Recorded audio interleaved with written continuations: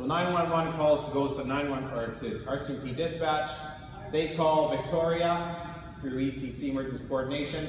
They phone a regional manager who is 7 or 8 different positions in the province. They look around to see what search manager they want to call. At that point in time, the search manager calls and gets a task. Then they have to page out the team members.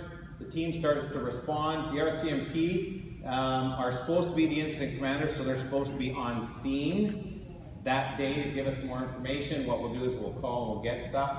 Search manager starts the call, search manager updates the police. We conduct the task, search manager files the paperwork. So you could see that there's some discretion on who comes, how do we page out our teams, how do we page out our responses. And in this case here in southern British Columbia, you're going to see where we ran into a lot of different problems here on the day of Shelih's death.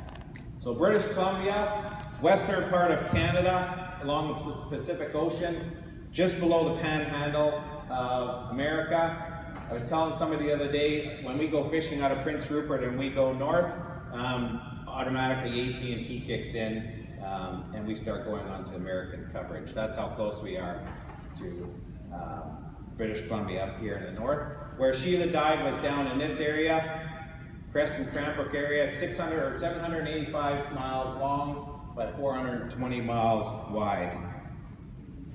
To serve that area for the search and rescue groups, we have over 80 search and rescue groups in BC, about 2,500 volunteers that do the task. This is ground search and rescue, mountain rescue, some water rescue select by different teams, and then of course avalanche backcountry.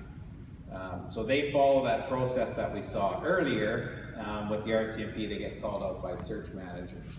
So the call goes out, some of the teams on this list would have responded, and they bring different levels of training with them. In British Columbia, at the time, there is some other agencies around, but the more predominant ones are obviously Dive Rescue International, Rescue 3, and Rescue Canada.